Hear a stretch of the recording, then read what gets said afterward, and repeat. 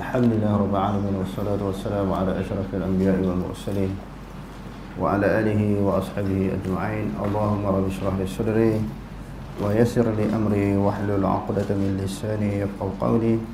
Wa la hawla wa la quwwata illa billahil 'aliyyil 'azim.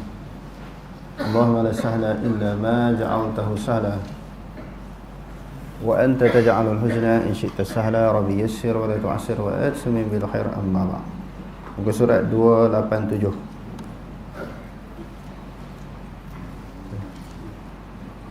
Melakukan sembelihan bukan kerana Allah Subhanahu wa taala.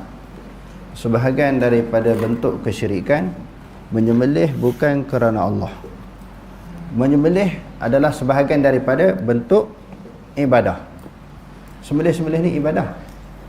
Sama ada sembelih ni kita untuk makan kita sendiri ke, sembelih untuk orang ke, sembelih yang melibatkan aqiqah ke, sembelih yang melibatkan korban ke, semua dianggap ibadah. Bila dianggap ibadah, penyembelihan itu hanya dipersembahkan kepada Allah. Sembelihan itu kerana Allah. Tujuan persembelihan juga adalah kerana Allah, bukan dengan tujuan-tujuan maksud-maksud yang lain daripada Allah. Jadi seandainya seseorang yang menyembelih seseekor binatang bukan kerana Allah, maksudnya sembelih kerana makhluk yang lain, tujuan yang lain, sebab yang lain, sebagai suatu pemujaan, sebagai suatu pendekatan diri kepada berhala. Orang jahiliah ada sembelih ni kerana nak mendekat, apa dia tujuan dia, nak mempersembahkan, nak jamu dia punya Tuhan. Sebab tu dia sembelih binatang, dia letakkan di hadapan tokong dia, berhala dia. Jadi perbuatan itu sebahagian daripada bentuk syirik kerana tujuan penyembelihan lain. Dia lari daripada tujuan asal, iaitu penyembelihan itu kerana Allah. Okey, terus. Melakukan sembelihan korban bukan untuk Allah Subhanahu wa taala adalah satu bentuk amalan syirik. Menjadi kebiasaan kepada orang-orang yang melakukan syirik dalam kalangan setiap umat mengadakan sembelihan untuk berhala-berhala dan tuhan-tuhan yang menjadi sembahan mereka. Islam mengharamkan dan membatalkan perkara tersebut. Firman Allah Subhanahu wa taala, "Hurrimat 'alaikumul maytatu wad-damu wa lahmul khinzir wa ma uhilla li ghairillahi bih wal munkhaniqatu wal mawqudatu wal mutaraddiyatu wan nadihatu wa ma akala as-sab'u illa ma zakkaytum." Akala as-sab'u illa ma zakkaytum wa ma dhubiha 'ala an-nusubi wa an tastaqsimu bil azlam dzalikum fisq. Maksudnya, diharapkan kepada kamu memakan bangkai binatang yang tidak disembelih dan darah yang keluar mengalir dan daging babi termasuk semuanya, dan binatang-binatang yang disembelih kerana yang lain dari Allah, dan yang mati tercekik, dan yang mati dipukul, dan yang mati jatuh dari tempat yang tinggi, dan yang mati ditanduk, dan yang mati dimakan binatang buas, kecuali yang sempat kamu sembelih sebelum habis nyawanya, dan yang disembelih atas nama berhala. Dan diharapkan juga kamu merenung nasib dengan undi batang-batang anak panah. Yang demikian itu adalah perbuatan fasik. Okey. Diharamkan kepada kamu bangkai. Apakah yang dimaksudkan dengan bangkai? Takrif bangkai itu apa dia? Al-maitah itu apa makna?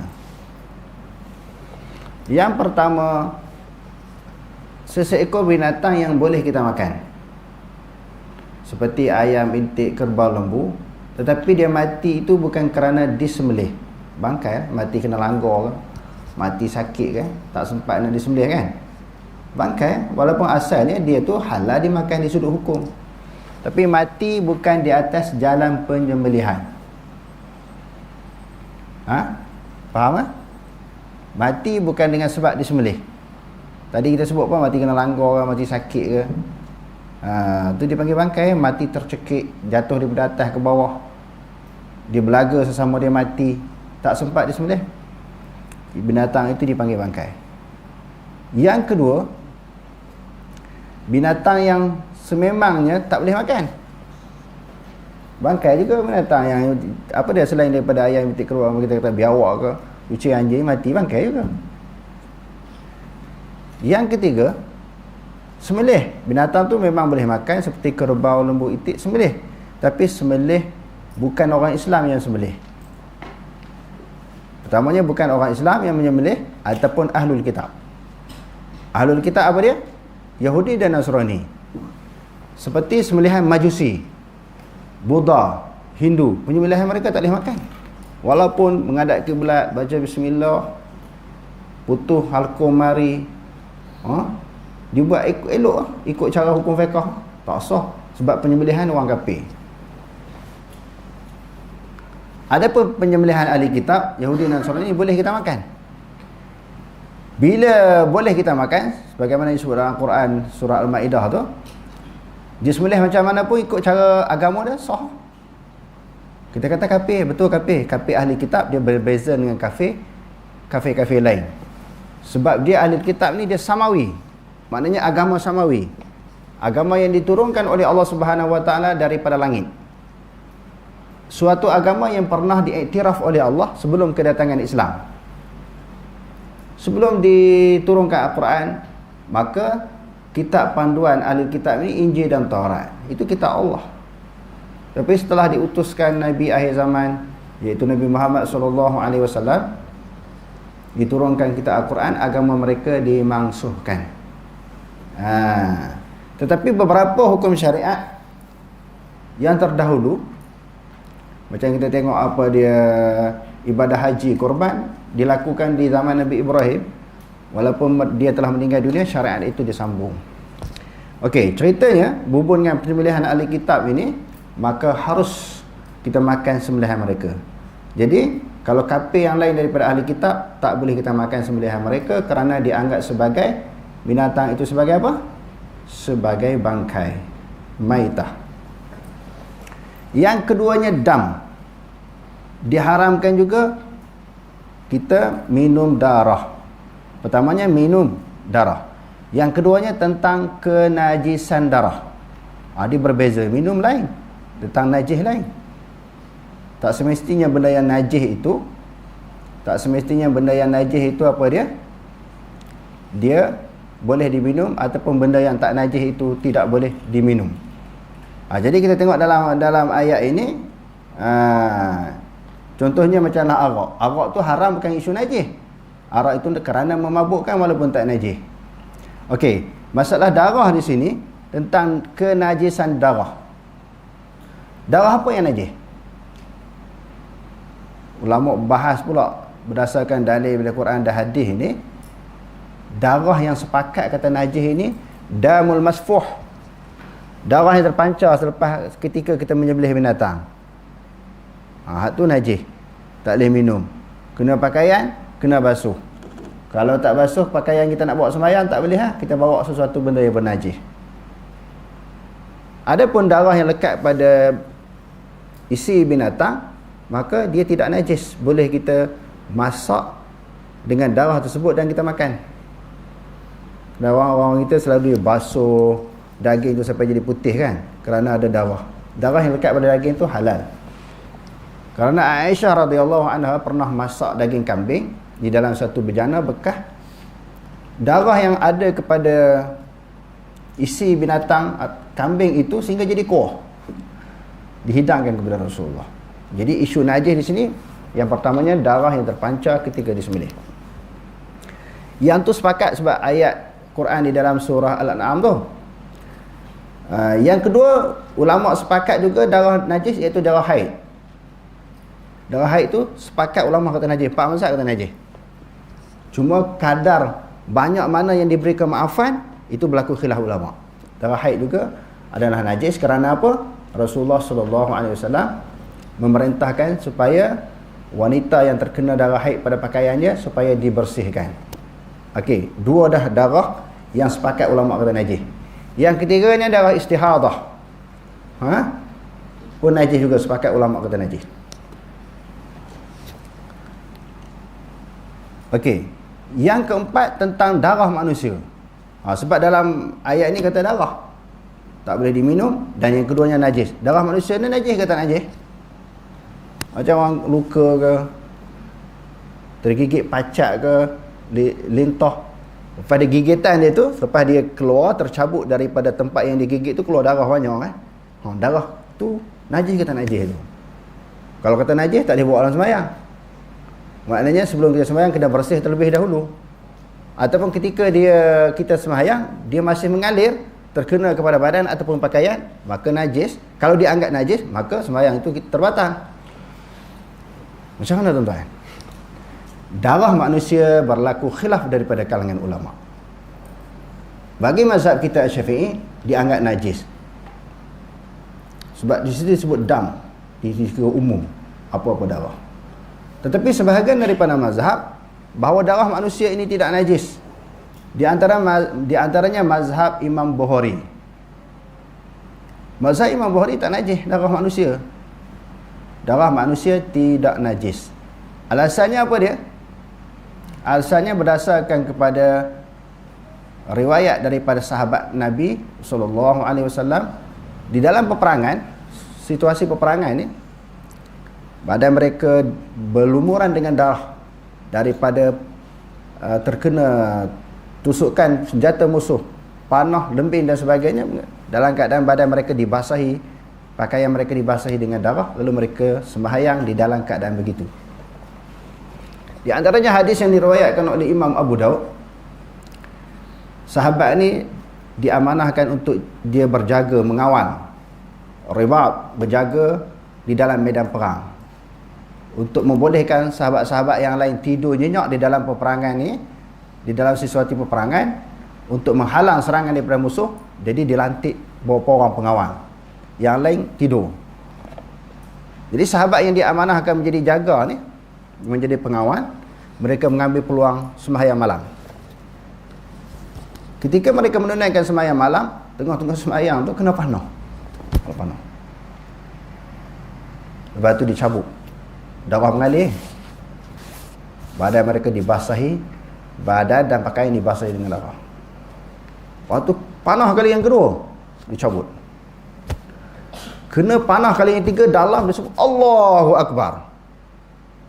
Bila sebut Allahu Akbar, sebab terlalu dalam panah yang ketiga itu, tak berhenti sembahyang.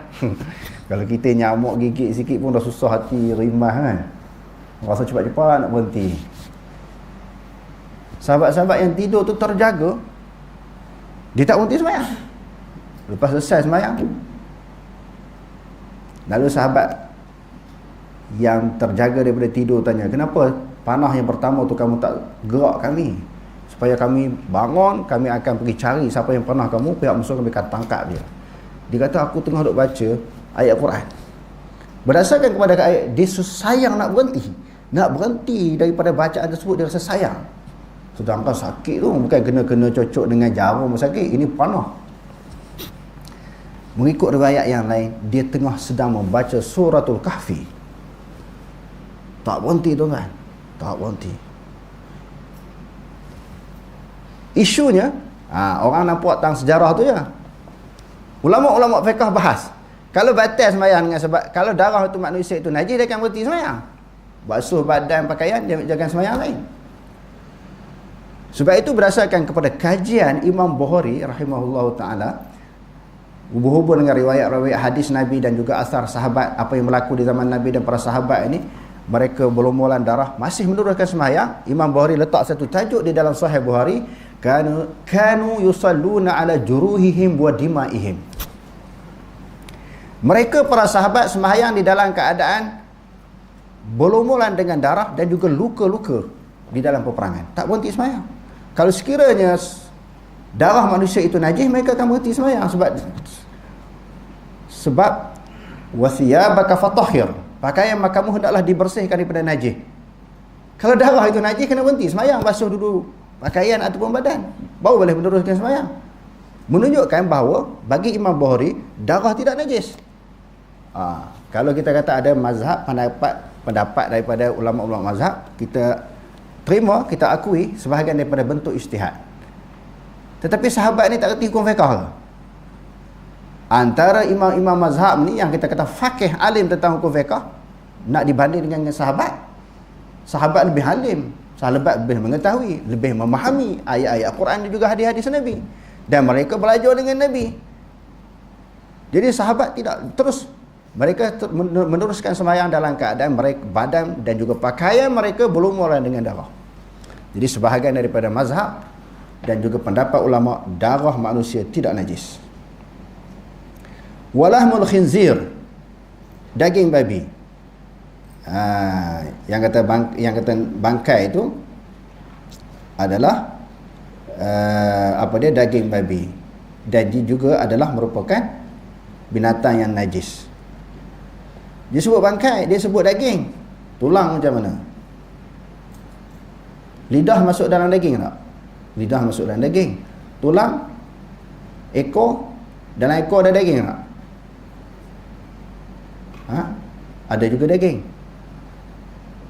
Walaupun sebut daging sahaja, sebahagian ulama kata bila sebut lahmul khinzir, itlaqul juz'i wa iradatu kull, sebut juzuk sahaja daripada keseluruhan binatang. Seekor babi itu disebut satu juzuk, iaitu daging. Wa iradatul kull, yang dikenaki di dalam ayat ini semua yang ada pada babi itu, semua najis,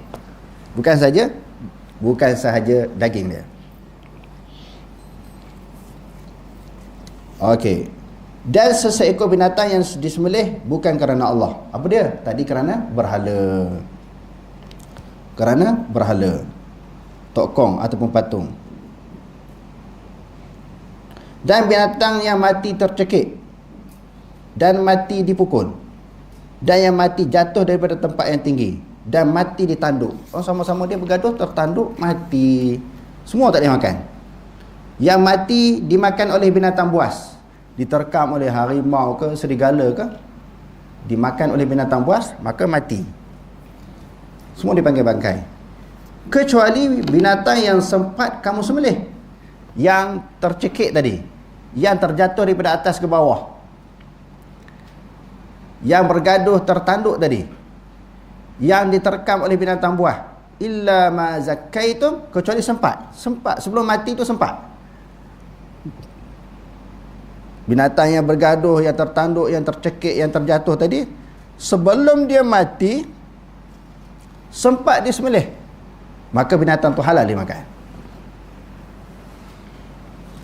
Bila sebut disembelih, sempat disembelih, bagaimana kafiat, bagaimana cara bentuk penyembelihan yang diiktiraf di dalam Islam. Kita dah belajar banyak kali dalam hadiah, malam ni kita ulang balik. Bila nak sambut ayat korban, kita selalu bagi kursus penyembelihan. Dalam perbahasan ini selalu kita sebut. Jadi mungkin peserta ataupun sahabat-sahabat yang baru mengikuti, kita ulang sekali lagi perbahasan ini. Bagaimana cara kafiat penyembelihan yang diiktiraf di dalam Islam. Dalam Al-Quran hanya mengatakan sembelih. Sembelih macam mana? Kalau kita tengok di dalam hadis,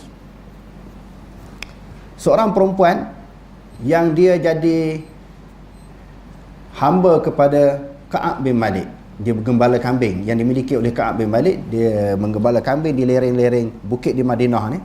Kan di Madinah, di Mekah ni susah nak dapat tumbuhan, rumput rampai menjadi sumber makanan binatang. Jadi duduk celah-celah bukit.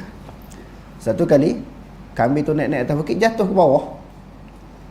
Sebelum sempat sebelum dia mati, hamba Ka'ab bin Malik ni ambil seketul batu. Lalu dia ambil batu, fangqasarat wa zabahat biha. Lalu dia pecahkan batu itu, daripada batu yang besar dikecilkan jadi kecil, lalu dia sembelih dengan menggunakan batu. Lalu dia jamu kat orang tak berani nak makan. Pertamanya orang perempuan sembelih. Yang keduanya dia sembelih dengan batu. Sudah tentu tidak dapat memutuskan halkum dan mari dengan sempurna.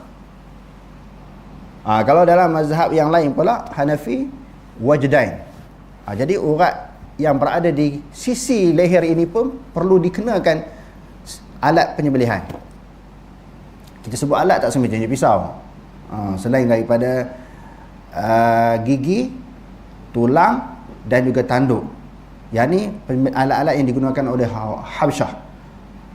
Selain daripada itu, sesuatu alat yang tajam yang dapat melukakan, maka sah menjadi alat sembelihan. Okey, orang tak berani makan lah sebab sudah tentu urat tidak dapat diputuskan dengan sempurna. Perempuan pula menyembelih. Mereka pun tanya, pergi jumpa Rasulullah, tanya Rasulullah, boleh tak makan ni? Sembelihan binatang kambing ni boleh makan tak? Lalu Rasulullah kata, ma anharad dam wa zikra rasulullahi alaihi fakul. Seseekor binatang yang mengalir darahnya, yang pertama mesti dialirkan darah yang ada pada binatang dan disebut nama Allah. Sebab apa disebut nama Allah? Kerana nak membuktikan penyembelihan itu kerana Allah, bukan kerana bahala ataupun kerana makhluk-makhluk yang lain. Rupanya bila berdasarkan kepada kajian, saya ada baca dalam kitab Al-Halal wal Haram yang dikarang oleh Dr. Yusuf Al-Qaradawi. Sebab apa dalam Islam dia nak mengalirkan darah binatang. Darah binatang itu perlu dialirkan, perlu dikeluarkan daripada tubuh badan dia untuk membolehkan kita makan daging tu. Oh, rupanya berdasarkan kepada kajiannya, darah ni benda yang kotor. Kalau kita makan sekali darah, dia boleh mendatangkan penyakit pada tubuh badan kita bila binatang yang tidak disembelih kan. Kerana kematian binatang dilakukan dengan berbagai-bagai cara. Kalau orang bukan Islam, dia cekik lah macam-macam dia buat bagi mati, asalkan mati je. Kerana dia cocok sikit aja orang nak pergi mati, darah tak mengalir semua. Dia yang pentingnya bagi mereka mati. Dalam Islam bukan saja mematikan, perlu mengalirkan darah. Jadi darah yang binatang yang paling banyak mengeluarkan darah ketika disembelih, maka daging dia paling elok, paling cantik. Jadi untuk memastikan keluar darah dengan baik, pisau kena tajam. Menyembelih dengan cara yang betul. Jadi Rasulullah kata sesuatu alat yang dapat mengeluarkan darah dan baca bismillah, makanlah. Jadi itulah cara penyembelihan yang diiktiraf di dalam agama, yang disebut oleh Rasulullah. Oh, yang mazhab kita pula mesti mari dengan halqum ni bukan sahaja kena, mesti putus secara keseluruhan. Di dalam mazhab lain, antara mari dan halqum terkena salah satu daripada urat halqum sahaja ke ataupun mari saja sah. Terkena pula tak semestinya putus macam tu, macam putus wayar. Ada orang putus wayar ni. Putus wayar, putus tu kan.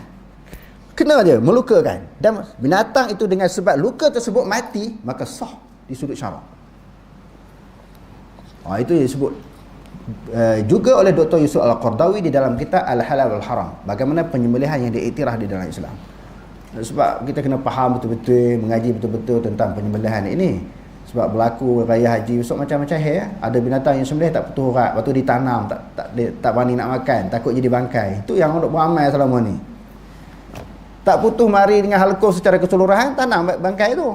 Binatang tu dianggap sebagai bangkai kerana penyembelihan tidak sah. Sedangkan penyembelihan di dalam Islam terlalu senang dan juga terlalu mudah.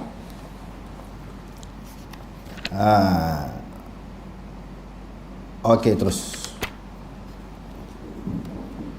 Oleh kerana itu Allah Subhanahu Wa Taala memerintahkan Rasulnya supaya menjadikan solatnya semata-mata kerana Allah Subhanahu Wa Taala. Firman Allah Subhanahu Wa Taala, "Fasholli li rabbika wanhar." Maksudnya, oleh itu kerjakanlah sembahyang kerana Tuhanmu semata-mata dan sembelihlah korban sebagai bersyukur. Jadi sembahyang ni mesti kerana Allah, persembahkan kepada Allah. Yang juga korban tadi kita sebut korban ataupun penyembelihan sebahagian daripada bentuk ibadah kita kena tumpu kepada Allah. Yang kedua, wanhar. Ini pun dah kita bincang dalam pengajian kita. Sembelih ada yang disebut sebagai illa mazakaitum zakah ataupun zabah. Yang tu sebagaimana yang kita sembelih, yang kita duk tengok, yang kita buat selama ni. Pisau tu daripada atas ke bawah, bawah ke atas. Itu dia panggil zabah ataupun zakah. An-nahru, dia jenis cocok. Ini melibatkan binatang yang leher dia panjang seperti unta. Unta dia tak sembelih macam tu. Dia seeloknya macam tu, ditikam. Tikam tarik. Untuk mencepatkan kematian dia. Dan yang ketiga, binatang yang berleher panjang seperti burung unta. Burung unta. Dia sunat sembelih di pangkai tengkuk tu, untuk mempercepatkan mati. Binatang yang leher dia pendek, sembelih di ujung dekat dengan kepala dia. Itu maknanya bentuk-bentuk kaifiat penyembelihan. Yang ni sunat sajalah, asalkan terkena halkum ataupun mari itu dia sah dah. Cuma untuk mempercepatkan kematian. Sebab apa dalam Islam bila sembelih dia nak suruh cepat mati, supaya tidak melibatkan penderitaan, kesakitan, penyiksaan kepada binatang yang disembelih. Sebab itu disebut dalam hadis kan, falyuhidda, hendaklah ditajamkan akan alat menyembelih, wal yarih zabihatahu. Selepas sembelih tu kita kena lepaskan dia, tak boleh diikat lagi, menyebabkan dia menderita. Jadi kalau melibatkan pisau yang tajam, penyembelihan yang betul, kita lepas pula daripada ikatan setelah disembelih, menyebabkan dia rehat mati di dalam keadaan tidak menyiksa binatang, tidak menyakitkan binatang. Sebab dalam hadis sesungguhnya Allah Ta'ala jadikan ihsan itu kepada semua makhluk. Fa idza qataltum fa ahsinul qitlah wa idza zabahtum fa ahsinuz zibhah. Bila nak bunuh dengan cara yang terbaik. Walaupun di dalam situasi peperangan ni kita nak bunuh orang nak bunuh kita. Dalam keadaan nak bunuh orang pun Islam ajar, Quran ajar, Allah ajar, jangan bunuh orang yang menyebabkan penderitaan sebelum berlaku kematian. Faqatilu fi sabilillahi alladhina yuqatilunakum wa la ta'tadu. Berperanglah kamu pada jalan Allah Subhanahu wa taala. Janganlah kamu melampaui batas. Sebahagian bentuk cara melampaui batas membunuh pihak musuh dengan menyiksa dia sebelum dia mati. Banyak berlaku tentera kafir yang mereka lakukan terhadap umat Islam. Macam tentera Amerika Syiah bunuh orang Islam, dekat nak mati tu dia bakar lagi, dia seksa lagi, nak bagi bertambah dahsyat. Ni kafir ni macam tu, dia punya perangai kafir ni. Kafir dia tak ada belas kasihan. Orang Islam ni walaupun kafir tu jahat, kafir tu buat zalim pada orang Islam, tapi jangan balas kejahatan dengan kejahatan. Balas dengan kebaikan. Bunuh mereka dengan pembunuhan yang terbaik. Pembunuhan yang terbaik pancung tekuk. Pancung tekuk terus mati. Sebab itu dalam Islam, hukuman mati kepada pesalah ini disuruh pancung, bukan gantung, bukan suntikkan beracun, bukan kejutan elektrik sebagaimana yang berlaku di luar negara. Mengerikan. Mati dengan cara gantung ni sakit. Dengan cara suntikkan beracun, dengan kejutan elektrik sangat ngeri, takut. Islam dia suruh pancung. Sebab ada kajian menyebut bila urat saluran rahim ni dia tak boleh nak laporkan kepada otak kita tentang apa yang dia alami, tubuh badan alami, terus mati, dia hilang kesakitan. Nak bunuh orang pun, contohnya kesalahan apa? Kesalahan murtad, man baddala dinahu faqtuluh. Hadis yang diriwayatkan oleh Imam Bukhari, siapa-siapa yang telah menukar agamanya hendaklah dibunuh. Okey, dia murtad, perlu dibunuh. Tetapi pembunuhan yang tidak menyiksa mayat tersebut. Adapun kejahatan dia, kesalahan dia serah pada Allah, tapi tindakan kita sebagai manusia di dalam menghukum orang. Dan juga dalam hadis sebut, apabila kamu nak menyembelih, hendaklah menyembelih dengan cara yang terbaik. Perelokkan penyembelihan. Jadi cara perelokkan penyembelihan salah satunya menggunakan pisau yang tajam. Okey, terus. Dalam hadis riwayat Ali bin Abi Thalib radhiyallahu anhu menjelaskan, Rasulullah sallallahu alaihi wasallam bersabda, "La'anallahu man dhabaha li ghairillah wa la'anallahu man awa muhdithan wa la'anallahu man la'ana walidayhi wa la'anallahu man ghayyara al-manab." Maksudnya, Rasulullah sallallahu alaihi wasallam memberitahu kepadaku 4 perkara, iaitu Allah melaknat orang yang melakukan sembelihan bukan kerana Allah. Allah melaknat orang yang melaknat kedua ibu bapanya. Allah melaknat orang yang memberikan perlindungan kepada seseorang yang melakukan bid'ah. Allah melaknat batu penanda di tanah. Okey, terus. Dalam hadis riwayat Tariq bin Shihab radhiyallahu anhu daripada Salman radhiyallahu anhu menjelaskan, Rasulullah sallallahu alaihi wasallam bersabda, "Dakhala rajulun al-jannata fi dhubabin wa dakhala akharuna fi dhubabin. Qalu, fa kaifa dhaka? Qala, marra rajulani mimman kana qablakum ala nasin ma'ahum sanamun la yamurruhum bihim ahadun illa qarraba li sanamihim. Fa qalu li ahadihim qarib shay'an قال ما معي شيء قالوا قرب فلا ذبابا فقرب ذبابا ومضى فدخل النار وقالوا للآخر قرب شيئا قال ما كنت ليقرب لأحد دون الله فقتلوه فدخل الجنة. Maksudnya Rasulullah SAW bersabda, seseorang lelaki masuk ke dalam syurga kerana seekor lalat, seorang lelaki yang lain pula masuk ke dalam neraka kerana seekor lalat.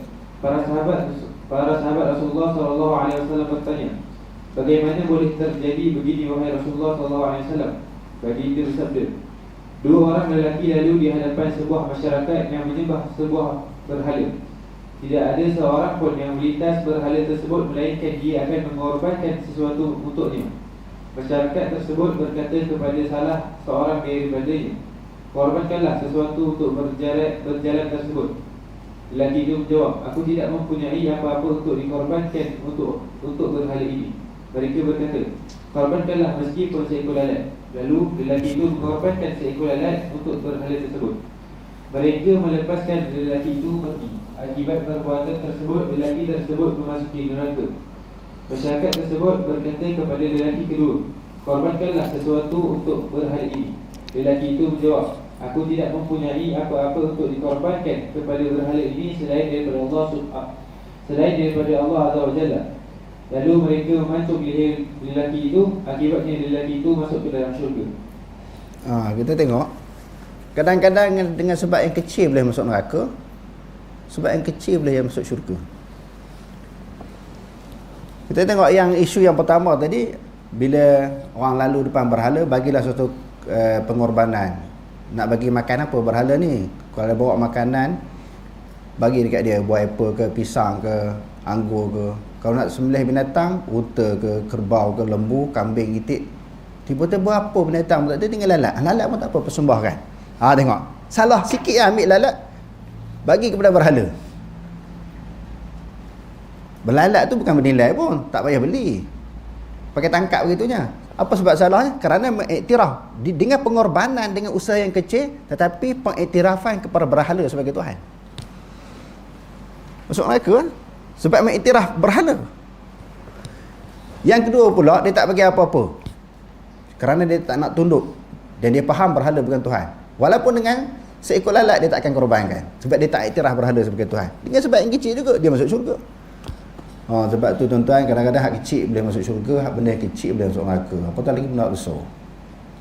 Jadi itulah sebagai peringatan dan juga pengajaran bagi kita semua. Okey, terus. Dalam hadis di atas, Rasulullah SAW memuji lelaki yang beriman dan memberitahu dia memasuki syurga. Hal tersebut kerana dia bersabar dalam menghadapi pembunuhan dan tidak redha untuk mengemukakan apa-apa korban untuk sesuatu yang lain daripada Allah Subhanahu Wa Taala. Isu yang besar di sini ialah isu prinsip sebelum isu lain. Antara kesungguhan Rasulullah dalam menegakkan tauhid dan menjauhi syirik ialah baginda melarang dilakukan sembelihan di tempat yang dilakukan sembelihan bukan kerana Allah Subhanahu Wa Taala, sebagaimana yang terdapat dalam hadis riwayat Sabit bin Al-Dahab tentang kisah lelaki yang menyembelih binatang buana. Wallahu a'lam. Aqulu qawli hadza wa astaghfirullah. A'udzu billahi wa lakum. Assalamualaikum warahmatullahi taala wabarakatuh.